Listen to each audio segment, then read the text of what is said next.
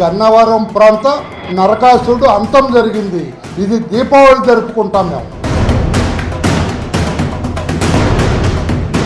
చేతకాని ప్రభుత్వం కూడా కాదు, చేతులు పట్టుకొని ఉండం. ఎవడు తప్పు చేసినా సరే విడిచిపెట్టే ప్రశ్న ఉండదని ఏదైనా ఒక రోజు చట్టానికి లోబడి శిక్ష అర్హుడవుతాడు. ఈ రోజు కూడా అదే జరిగింది. గన్నవరం వంశీ పాపాల పుట్ట బద్దలైంది. ఇది అన్యాయం.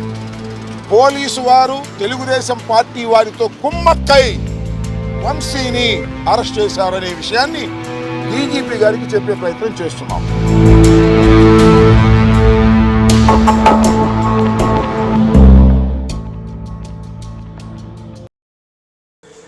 ఆంధ్రప్రదేశ్ రాజకీయాల్లో ఇవాళ కీలకమైనటువంటి ఒక డెవలప్మెంట్ ఉందని చెప్పుకోవచ్చు.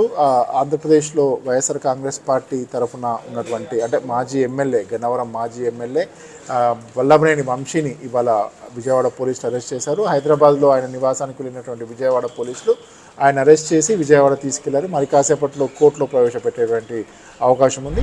అయితే దీనికి సంబంధించి ఒక ఇంట్రెస్టింగ్ కేసు వచ్చింది ఫ్రంట్ ఎండ్లోకి. ముందుకు ఒక ఇంట్రెస్టింగ్ కేసులో అరెస్ట్ చేశారని చెప్పి అనుకోవచ్చు. అదేంటంటే గతంలో అందరూ అనుకునేది ఏంటంటే గతంలో టీడీపీ కార్యాలయం పైన జరిగినటువంటి దాడి, ఆ తర్వాత జరిగినటువంటి పరిణామాల నేపథ్యంలో ఆయనను అరెస్ట్ చేసేటువంటి అవకాశం ఉంటుంది అని చెప్పి అనుకున్నారు. మొదటి నుంచి చాలామంది రాజకీయ వర్గాలు అంచనా వేస్తూ వస్తున్నాయి. కాకపోతే వాటిలో కనుక అరెస్ట్ చేస్తే ఇది ఒక కక్ష సాధింపు చర్యగా ఉంటుంది. కక్ష సాధింపు చర్యల్లో భాగంగా ఇలా చేశారనేటువంటి ఒక విమర్శలు వస్తాయి. కాబట్టి అలా కాకుండా ఇటీవల కనుక మనం చూసినట్టయితే సత్యప్రసాద్ అనే వ్యక్తి అప్పుడు టీడీపీ కార్యాలయం పైన దాడి జరిగినటువంటి సమయంలో కంప్యూటర్ ఆపరేటర్గా పనిచేస్తున్నటువంటి వ్యక్తి ఇటీవల కాలంలో ఆ కేసును విత్డ్రా చేస్తూ నిర్ణయం తీసుకున్నారు. విత్డ్రా చేసుకున్న తర్వాత ఆ కేసు ఆల్మోస్ట్ అయిపోయింది, ఇక కోర్టు క్వాష్ చేస్తుంది అనుకున్నటువంటి సమయంలో ఆయన పోలీస్ స్టేషన్కి వెళ్ళి విజయవాడలోని పడమట పోలీస్ స్టేషన్కి వెళ్ళి వల్లభనేని వంశీ తనను కిడ్నాప్ చేశారని చెప్పి కిడ్నాప్ చేసి బలవంతంగా తనపైన దాడి చేసి బలవంతంగా కేసును విత్డ్రా చేయించారు అనేటువంటి ఒక కంప్లైంట్ ఇవ్వడం జరిగింది. ఈ కంప్లైంట్ పైన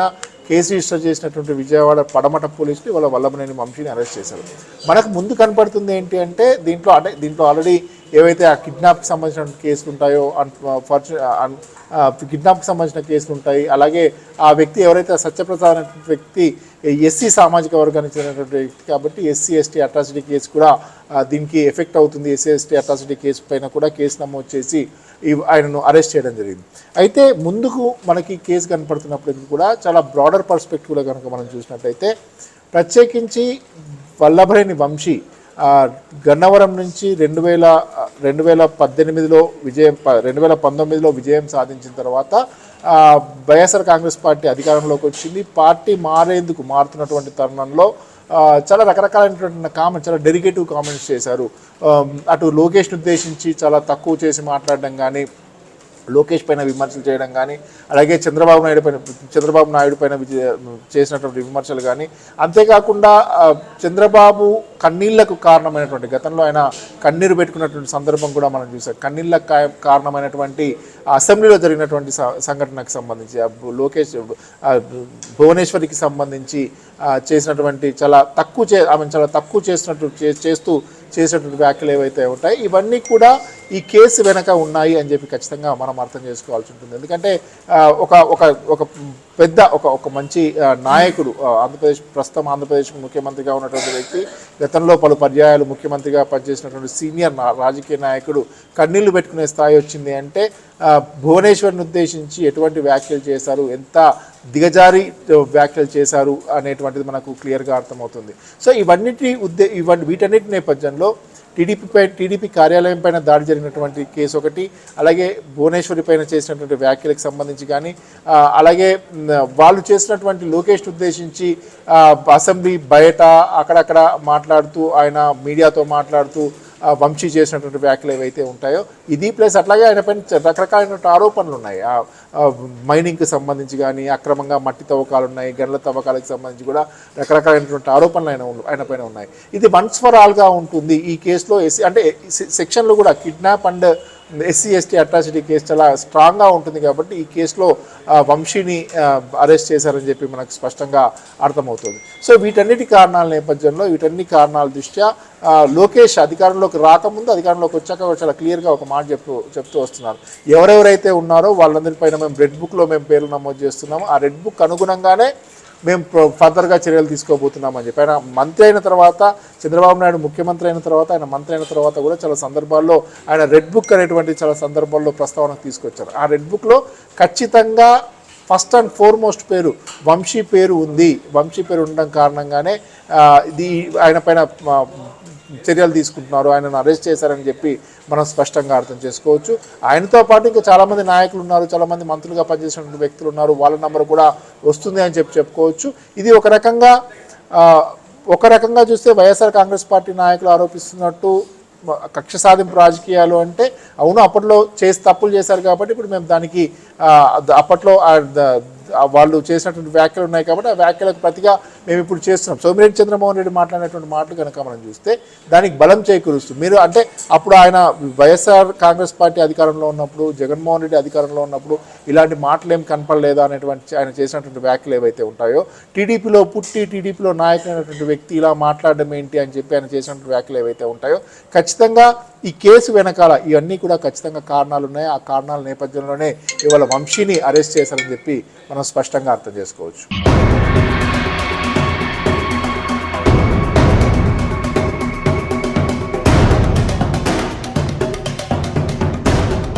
గన్నవరం ప్రాంత నరకాసురుడు అంతం జరిగింది.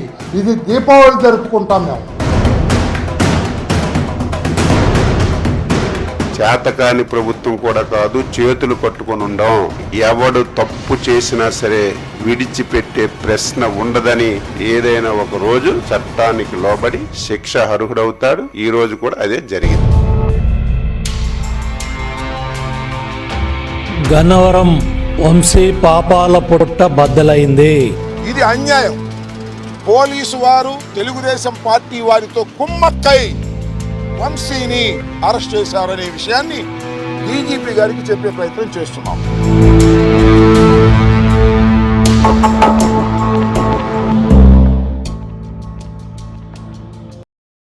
సో ఇప్పుడు వంశీ తర్వాత చాలా పేర్లు వస్తున్నాయి. ఇంకా గతంలో మంత్రులుగా పనిచేసినటువంటి వ్యక్తులు, ఒకవైపు పేర్ని నానికి సంబంధించి ఆల్రెడీ వాళ్ళ వైఫ్ పైన ఒక కేసు పెట్టడము, ఆ కేసు రిజిస్టర్ చేయడము, ఆ కేసు రిజిస్టర్ చేసిన తర్వాత ఆమె బెయిల్ తీసుకొని ప్రస్తుతం ఆమె అరెస్ట్ కాకుండా ఉండడం మనం చూస్తూ ఉన్నాం.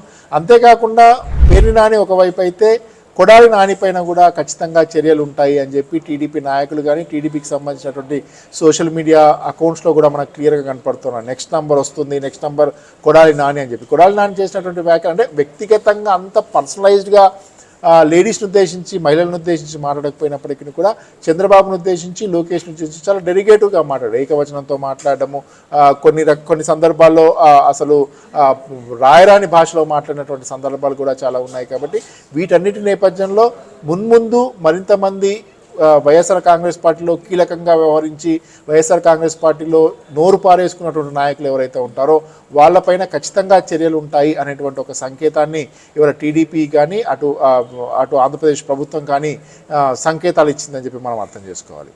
సో ఇప్పుడు చేతులు గాలాక ఆకులు పట్టుకున్నట్టు అన్నట్టుగా చాలామంది ఇప్పుడు వైఎస్ఆర్ కాంగ్రెస్ పార్టీ నాయకులతో కొందరితో ఫోన్లో మాట్లాడినటువంటి సందర్భాల్లో వస్తున్నటువంటి అభిప్రాయాలు ఏంటి అంటే, అధికారంలో ఉన్నాము, అధికార పార్టీ అండదండలు ఉన్నాయి అంటే టీడీపీలో గెలిచినప్పటికీ కూడా వైఎస్ఆర్ కాంగ్రెస్ పార్టీ ఎమ్మెల్యేగా చలామణి అవుతూ వస్తున్నారు. కాబట్టి గతంలో కేసు రిజిస్టర్ చేసినటువంటి సందర్భంలో ఆయన అరెస్ట్ కాలేదు. అంటే దాన్ని బట్టి మనం అర్థం చేసుకోవాల్సింది ఏంటి అంటే జగన్మోహన్ రెడ్డి సపోర్ట్ ఉంది వల్లభనేని వంశీకి, కాబట్టి ఆయన అరెస్ట్ కాలేదు అనేటువంటి అభిప్రాయం ఉంది. కాకపోతే వైఎస్ఆర్ కాంగ్రెస్ పార్టీ నాయకులే ఇంటర్నల్గా చెప్తున్నటువంటి మాటలు ఏవైతే ఉంటాయో ఆ స్థాయిలో వంశీ మాట్లాడాల్సింది కాదు, ఆ స్థాయిలో నోరు పారేసుకోవాల్సింది కాదు, అది ఆ రకమైనటువంటి మాటలు మాట్లాడాల్సింది కాదు. చంద్రబాబుని ఉద్దేశించి కానీ, లోకేష్ని ఉద్దేశించి కానీ, అటు భువనేశ్వర్ని ఉద్దేశించి కానీ అట్లా మాట్లాడకుండా ఉంటుంటే ఇప్పుడు ఇంత ప్రమాదం వచ్చేది కాదు, ఇంత విపత్తు వచ్చేది కాదు అనేటువంటి అభిప్రాయాలు కాంగ్రెస్ పార్టీ నాయకుల నుంచి వస్తూ ఉన్నాయి. మొత్తం మీద అరెస్ట్ వ్యవహారానికి సంబంధించి మిశ్రమ స్పందన వినిపిస్తుంది. ప్రత్యేకించి టీడీపీ నాయకులు అయితే టీడీపీ నాయకులకు సంబంధించి వాళ్ళతో మాట్లాడినప్పుడు సందర్భంలో కానీ లేదంటే టీడీపీ నాయకుల సోషల్ మీడియా హ్యాండిల్స్ కనుక మనం చూసినట్టయితే ఇది ఒక సెలబ్రేషన్ మూడ్ అన్నట్టుగా వాళ్ళు పోస్టులు చేస్తూ ఉన్నారు. ఎందుకంటే గతంలో భువనేశ్వరి పైన లోకేష్ పైన చేసినటువంటి చంద్రబాబు నాయుడు పైన చేసినటువంటి ఆ డెరిగేటివ్ కామెంట్స్ ఏవైతే ఉంటాయో ఖచ్చితంగా అవి వంశీ కొంప ముంచాయి, వంశీ అరెస్టుకు అవే కారణం అని చెప్పి మనం అర్థం చేసుకోవాల్సి ఉంటుంది.